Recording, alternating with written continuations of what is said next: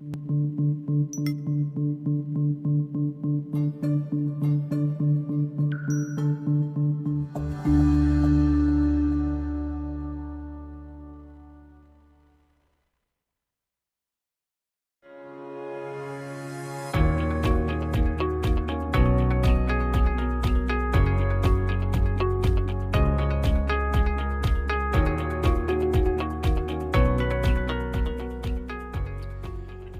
to CEO Money. I'm Michael Yorba. Thanks for joining with us. I have Alan Witters. He is CEO with Gravitas Infinitum. Alan, welcome to the show. Thank you for being here. Thank you, Michael, for having me.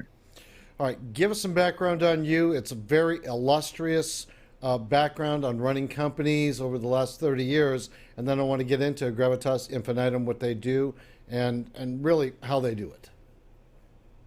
Oh, sure. I'm a recovering serial entrepreneur. Founded a lot of different startup companies and bought and sold a bunch of companies through mergers and acquisitions.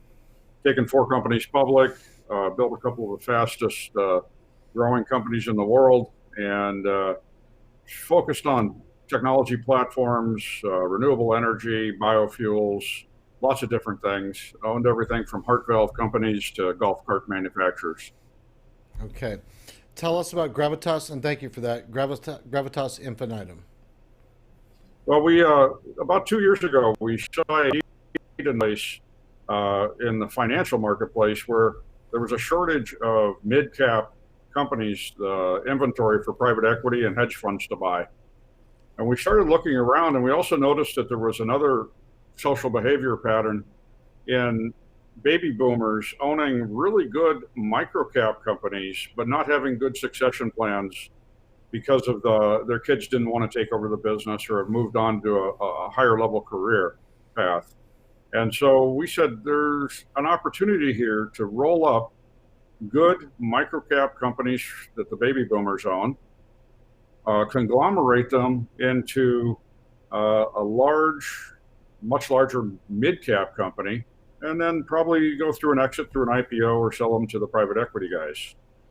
We looked at 7 to 8 different markets. We looked at things like modular housing, healthcare, adult services, outdoor services, and we actually circled around and looked at nutraceutical contract manufacturing as being the first one we would go after. It is got good margins. It is fairly recession-proof because people like to, when there's a bad recession, they self-medicate.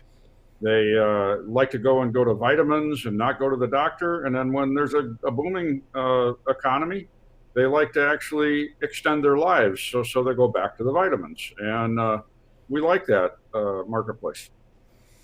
All right, let's talk about hemp, nutraceuticals, and capital raising. Let's start with the hemp industry. Yeah, so in the nutraceutical business, 10 to 15, 20% of the business is now starting to utilize the CBD isolates and oils and components of the hemp plant in the products. And there's been, a lot of conjecture and some facts around how good that is for everybody. And it obviously is a booming industry at this point. You see CBD on every store shelves now. And that's what the nutraceutical companies that we're buying manufacture under all the different brand labels. We brought some technology from our biofuels experience into this industry, and it's industrial scale technology that can do the extrication or extraction of the CBD oils, plus all the other hemp molecules. And that's really what we're interested in from an industrial perspective, is getting all the hemp molecules out and processing those. And so we're launching a whole new series of processors that are solventless, that use water, and they actually pulls out 100% of the molecules, and we separate them into an extrication liquor, water, and fiber solids that can be turned into plastics. Wow, that's quite a few product lines. Are you Are you producing the product lines now, or you at an earlier stage in the development of the company? The company we founded in 2018, we're in the latter stages of actual capitalizing it. We're raising $250 million. There's a bond we just launched. It's a 12% bond. It earns 12% a year, pays out annually. And it has a 2x conversion ratio at 5 years out at the term to equity. And so we're capitalizing the businesses right now. We've already brought the technology into the companies, and we're working on the construction of that. And at this point, the next stage in our business is starting to acquire the nutraceutical companies, for which we've got 4 or 5 lined up, ready to buy. Okay, so you're going to grow through acquisition, not because you have organic um, patents on the processes that you come with, or am I missing something there? No, no, the processes are trade secret processes. We're keeping them confidential. We're not going to patent anything there. And it's a vertical integration for us. We're acquiring new profitable 20 to 30-year-old nutraceutical businesses, and we expect that, and this is a future future statement, that we'll aggregate $1 billion company in 5 years. And the hemp processing is a vertical integration that just helps out our nutraceuticals to give them better quality control and better supply on the CBD oils that we're looking at. We also want to solve a problem for the farmers, and this is where we actually partner, because it's not our primary business to be in hemp processing, but we can provide them the best extraction mechanisms and methods to process hemp. They don't have to dry the hemp. It could be frozen. It could be right green out of the field, and we can process it for them. And it saves them a lot of money, and we actually share in the profits. We share the profits with them on the processing and on the raw materials, which cuts out a bunch of middlemen that are currently in many of the markets in many of the states today. When you're talking to bankers, I assume that with the kind of numbers that you're talking about, you've got to be talking to professional investors that represent large pools of funds.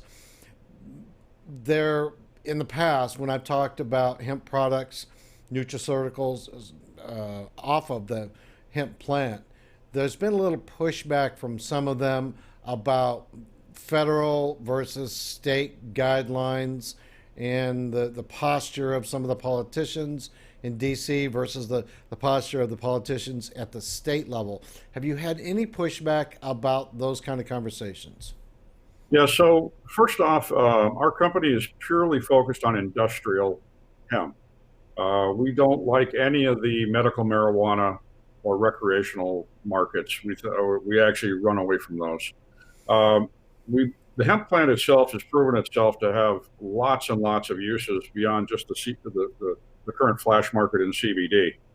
So we work directly, and right now, as we speak, we're working with in Florida here. We're working with the agricultural commissioners, their deputies, many of the county commissioners and city politicians to make sure that all this stuff is really compliant and doesn't violate any of the laws. And again, hemp was federally legalized a few years ago, and the biggest issue that we have is there's a lot of influence from the recreational side of this that just doesn't need to be involved in the industrial side. And that's where we're trying to take a leadership position and show the benefits of the hemp plant, both for the nutraceutical and for other marketplaces. What are you telling to the investors that differentiates what you're doing from anybody else in your industry sector? Number one is that we start in the nutraceutical business, and that's our primary focus. So we have profitable companies. We forecast. We're able to forecast what we're doing for the next 5 to 10 years because we're buying existing businesses. The hemp processing is a vertical add-on that helps give us more efficiencies and actually more margins, and it provides a benefit, a societal benefit, and an ethical and a social responsibility benefit to farmers. It helps them understand that they have a off-taker for their hemp product, of which you're going to start to see lots of nightmare stories of hemp rotting in fields, especially in the northern climates. Tell me about the processing location and capacities. We have a project called Project Ultra here in Florida that we're announcing actually in 2 weeks at the Florida Industrial Hemp Show, and that particular show, we're going to be introducing Project Ultra. Project Ultra is basically looking at opportunity zones across the state, which are typically areas that need economic development. And we will partner with farmers, farmer groups, co-ops, various groups that want to enter into processing. And we've picked 21 locations across Florida for that. We have the full support of the state and the commissioners on this, and the opportunity zones from the federal perspective and tax perspective. And this is an opportunity to do this right, and do it correctly and ethically, and under all the compliance approaches we need to have. I'm familiar with opportunity zones, and so am I getting this? Are you only growing in the rural areas, or do you see, because there's opportunity zones in urban areas that I can see being of great taxation and economic value. Are you? Yeah. So yeah, we're not a grower. We're a processor equipment provider that will joint venture with farmers and partner with farmers and farmer groups. Mhm. We'll bring them the technology. We'll finance the technology. We'll invest into the partnership capital. We will split our typical approach is to come in with about 60% of the capital. A farmer or farmer groups come in with 40%. We then split the profits. We take 20% of the profits, and the farmers get 80% of the profits. That way, it introduces the farmers not just to selling their biomass by the pound to the best bidder, but they actually get to engage with the rest of the value added chain in the hemp economy, and they actually end up getting that value add and cutting out the middlemen with our approach. But are you taking the processing centers and putting those in the opportunity zones, or are these just rural opportunity zones for the farmers that you're partnering with? Well, we can put the processing anywhere because our processing systems are containerized and modular. Mm-hmm. And because they're modular, they can be set up in a day or two and torn down in a day or two. They can be moved. They can be expanded very quickly by just adding more modules. And so everything ships in a semi truck. It's not a fixed plant. We start really small with our plants because we don't want to see a bunch of big white elephants out there, that aren't being used. So we're looking at flexibility for the industry. Got it. Alan, thanks for being a guest on today's show. Thank you. You're welcome. All right, you've been watching CEO Money with Michael Yorba. Thanks for joining with us. Like us on Facebook, follow us on Twitter, and download our new app, CEO Money, on Amazon and iOS.